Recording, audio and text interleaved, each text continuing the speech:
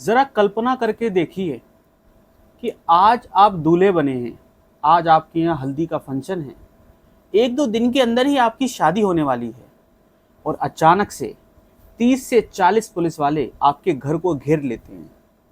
उनमें से 10 पुलिस वाले आपके घर के अंदर घुसते हैं और आपको और आपके अंकल को जबरदस्ती पकड़ते हैं, हैंडकफ करते हैं, हथकड़ी लगाते हैं और मारते हुए पीटते हुए आपको आपके घर से ले जाने लगते हैं। जो आपके घर वाले, आपकी घर की महिलाएं उनको रोकने का प्रयास करती हैं, उनके साथ भी बदसलूकी करते हैं और उनके साथ भी मारपीट करते हैं और आपको पकड़ के ले जाते हैं।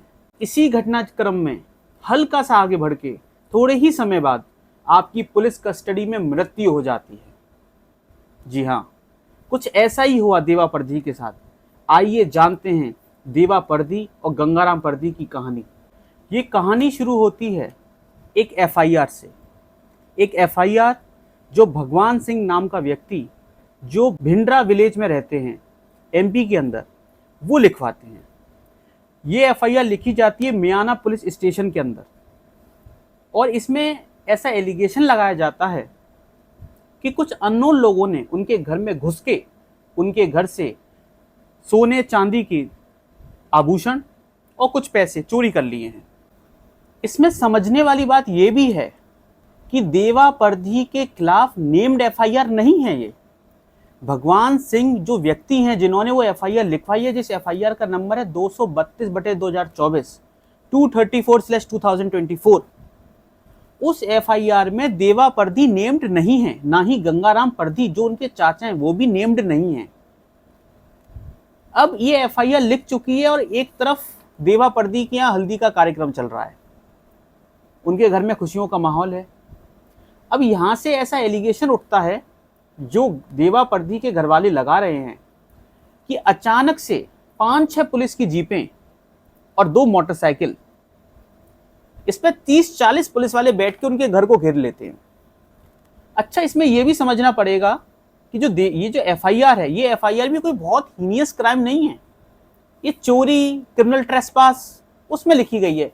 इसमें धाराएं लगाई गई थी आईपीसी 380 एंड 457। ये कोई मर्डर का, रेप का ऐसा कोई केस नहीं है।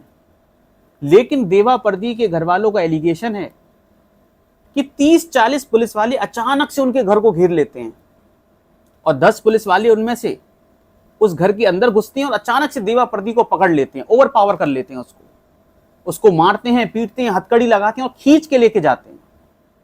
साथ में गंगाराम परधी को भी पकड़ते हैं जो उनके अंकल हैं और उनको पकड़ के उनको भी ले जाने लगते हैं। उसी समय पे उनके घर की महिलाएं, उनके रिलेटिव्स, उनके फैमिली मेंबर्स पुलिस को कन्फ्रंट करते हैं और पूछते हैं कि आप इनको क्यों ले जा रहे हैं, आज इनका हल्दी का फंक्शन है। लेकिन पुलिस वाले उनके साथ भी मारपीट करते हैं, ऐसा एलिगेशन है। उनके साथ भी मारते हैं, पीटते हैं, महिलाओं को भी मारते हैं। और उसके बाद नए पुलिस स्टेशन ले जाने की बजाय ओल्ड पुलिस स्टेशन ले जाते हैं, क्योंकि वहां पे सीसीटीवी कैमरा इंस्टॉल्ड नहीं था। और एलिगेशन ये है, अब जो मैं आपको बात बताने वाला हूं उसको जब आप सुनेंगे और अगर ये जांच में सच पाई जाती है तो आपको भी लगेगा कि इस केस में कानून की हत्या हुई है, भले ही केस चोरी का था। एलिगेशन ये है कि मारने के बाद सबसे पहले उनको लेके जाया जाता है झगर चौकी में और जहां से उनको मियाना थाने लेके जाते हैं और ओल्ड थाने लेके जाते हैं, न्यू स्टेशन नहीं लेके जाते हैं क्योंकि ओल्ड स्टेशन में सीसीटीवी फुटेज इंस्टॉल नहीं था। और वहां पे इनके फैमिली मेंबर जब पहुंचते हैं तो उनको इनसे मिलने या बात करने की अनुमति नहीं दी जाती है पुलिस के द्वारा, ना ही ये बात कर पाते हैं, नहीं मिल पाते हैं। लेकिन वहां पे ले जाके देवा परधी और गंगाराम परधी को 3rd डिग्री टॉर्चर दिया जाता है, ऐसा इनका एलिगेशन है। उनको रस्सियों से बांधा जाता है, उनके साथ गरम मिर्च के पाउडर के साथ उनकी चोटों के ऊपर गरम मिर्च का पाउडर लाया जाता है, गरम पानी फेंका जाता है, नमक लगाया जाता है उनके घावों पे, पेट्रोल डाली जाती है, उल्टा लटका दिया जाता है और रस्सी काट के उनको गिराया जाता है। इस टाइप का 3rd डिग्री टॉर्चर जब उनको दिया गया, गंगाराम ने बीच में आए, गंगाराम ने बोला कि देखिए साहब, हमको इस बात की कोई जानकारी नहीं है कि वो सामान किधर है। उसके बाद गंगाराम को भी मारा गया, सबको मारा पीट कर रहे हैं वो। अचानक से देवा परदी के साथ जब वो टॉर्चर कर रहे थे तो देवा परदी की बॉडी ने रेस्पॉन्ड करना बंद कर दिया। उन्होंने उसको जाके देखा कि ना ये चिल्ला रहा है, हमारी मारपीट का इस पर असर नहीं हो रहा है। जब उन्होंने देखा तो अनकॉन्शियस पड़ा हुआ था। उसके बाद देवा परदी को एक अलग कमरे में ले जाया जाता है और अलग कमरे में ले जाने के बाद वहां पे एम्बुलेंस आती है और एम्बुलेंस आने के बाद उनको हॉस्पिटल लेके जाते हैं और हॉस्पिटल में वो ब्रॉड डेड डिक्लेयर हो जाते हैं। जी हाँ, देवा परदी की मृत्यु हो चुकी थी। एलिगेशन ये भी है कि जब देवा परदी की मृत्यु हो गई तो जो गंगाराम परदी को 24 घंटे से ज्यादा जो इलीगल डिटेंशन में रखा हुआ था उसको जुडिशियल मजिस्ट्रेट के सामने पेश किया जाता है और ऑनरेबल जुडिशियल मजिस्ट्रेट उसको गुना जेल में जुडिशियल कस्टडी के अंदर भेज देते हैं। इसके बाद पुलिस अपने रंग में आती है और आरोप यह है कि गंगाराम परदी को झूठे केसों में फंसाने की एक कवायद चल जाती है। जहां जो केस मिल रहा था उसमें गंगाराम परदी का नाम डाला जा रहा था। जैसे भी जहां डाल सकते थे एफआईआर रजिस्टर करके या ऑलरेडी जो इन्वेस्टिगेशन पेंडिंग है उसमें गंगाराम परदी का नाम ऐड किया जा रहा था अक्यूज्ड के रूप में। इसके साथ साथ गंगाराम परदी के सभी घर वालों के खिलाफ 191 section subsection 1 subsection 2 190 109 subsection 1 132 121 subsection 1 296 and 221 BNS में एफआईआर रजिस्टर कर दी जाती है। जी हाँ, गंगाराम परदी के सारे घर वालों को इस केस में अक्यूज बना लिया जाता है, लगभग सारे घर वालों को। इससे यह आशय लगाया जा रहा है कि यह इसलिए किया जाता है ताकि गंगाराम परदी पुलिस के खिलाफ किसी प्रकार का कोई एविडेंस ना दे और जो देवा परदी जिसकी मृत्यु पुलिस कस्टडी में अभी हो चुकी है उसका पोस्टमार्टम किया जाता है। उस पोस्टमार्टम में डॉक्टर ये रिपोर्ट करते हैं कि उसकी पूरी बॉडी पे मल्टीपल कंट्यूशंस एंड अब्रेजन्स हैं, लेकिन कॉज ऑफ डेथ उसके बाद भी जो डॉक्टर्स हैं उस रिपोर्ट में मेंशन नहीं करते हैं कि इसका कॉज ऑफ डेथ क्या है। वो कहीं पर भी मेंशन नहीं करते हैं कि कॉज ऑफ डेथ पुलिस की बीटिंग टॉर्चर की वजह से हुआ है और ये कस्टोडियल डेथ का केस है। कस्टोडियल टॉर्चर का केस है। डॉक्टर्स अपनी रिपोर्ट में क्लियर कट कुछ भी मेंशन नहीं करते हैं और बस इतना लिख देते हैं कि केमिकल एनालिसिस की रिपोर्ट आने के बाद ही सही कारण पता चल सकेगा, लेकिन बाद में डॉक्टर उस राय को बदलते हैं और ये बोलते हैं कि वैसोवेगल शॉक जिसकी वजह से हार्ट अटैक हो गया ये देवा परदी की मृत्यु का कारण था। जी हाँ, आप समझ रहे हैं केस किस दिशा में चल रहा है। देवा परदी की कस्टोडियल पुलिस कस्टडी में डेथ होने के बाद magistrate inquiry as per law conduct करी जाती है और मजिस्ट्रेट इंक्वायरी के कंक्लूजन में अब आप समझिए इस बात को, उसी पुलिस स्टेशन में जिस पुलिस स्टेशन में देवा परदी के साथ कस्टोडियल टॉर्चर किया गया था उसी पुलिस स्टेशन में वो एफआईआर लॉन्च करी जाती है टीआई के खिलाफ और 7 से 8 अलग पुलिस वालों के खिलाफ देवा परदी के कस्टोडियल डेथ के केस में।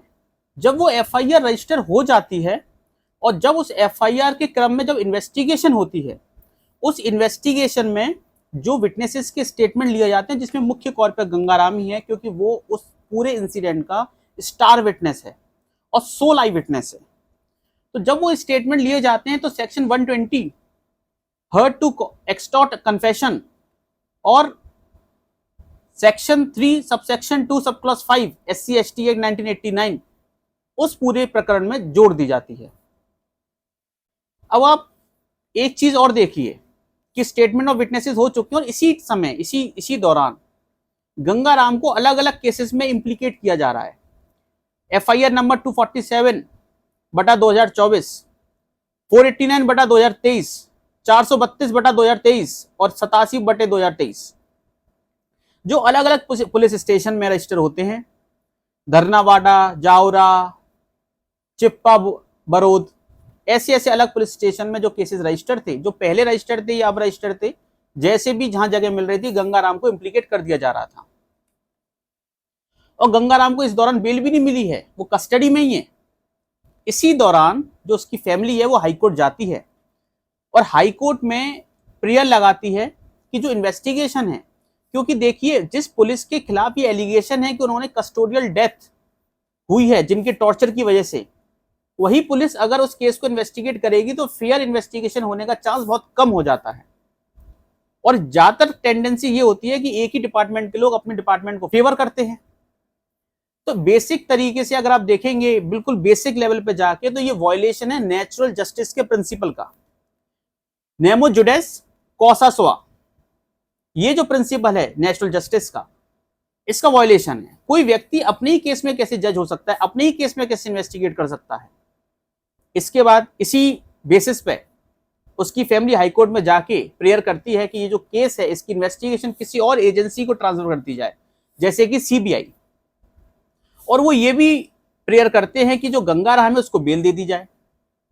लेकिन high court, honourable high court MP Gwalior bench, उस इन्वेस्टिगेशन को किसी दूसरी एजेंसी को ट्रांसफर करने से मना कर देते हैं। और जो बेल की एप्लीकेशन लगाई थी वो बोलते हैं कि ये हाईकोर्ट मानता है कि जी हाँ, पुलिस वाले उसको परेशान कर रहे हैं और जो प्रिजन ऑफिसर्स हैं वो भी उसको परेशान कर रहे हैं, लेकिन इसको मानने के बावजूद वो सिर्फ इतना करते हैं कि उसको वहां से हटा के ग्वालियर सेंट्रल जेल में ट्रांसफर करा लेते हैं, गुना जेल से हटा के ग्वालियर जेल में, लेकिन बेल देने से मना कर देते हैं। जिसके बाद उस ऑर्डर के अगेंस्ट एसएलपी फाइल करती है उसकी फैमिली सुप्रीम कोर्ट में, ऑनरेबल सुप्रीम कोर्ट। और ऑनरेबल सुप्रीम कोर्ट इस केस के सारे फैक्ट्स को समझने के बाद और अपना जुडिशियल माइंड अप्लाई करने के बाद इस फैसले पर पहुंचती है कि ये जो प्रिंसिपल है नेचुरल जस्टिस का वायलेशन इस केस में हो रहा है और वह पुलिस फेयर इन्वेस्टिगेशन करने में उतनी सक्षम नहीं रहेगी।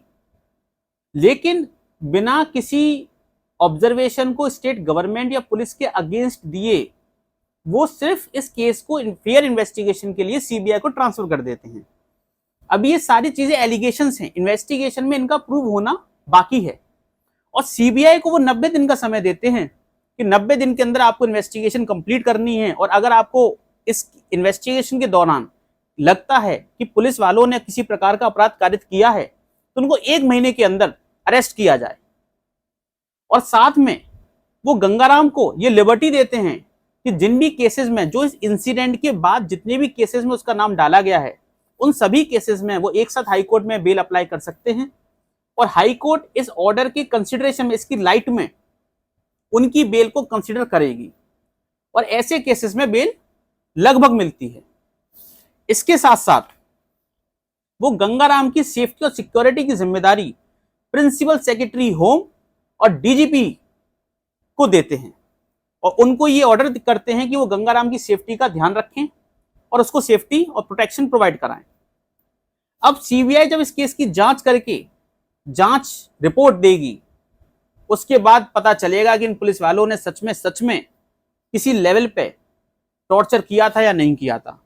लेकिन आपका इस केस के बारे में क्या कहना है, मुझे कमेंट सेक्शन में जरूर बताएं और ऐसे ही वीडियो को देखने के लिए इस चैनल को सब्सक्राइब जरूर करें। धन्यवाद।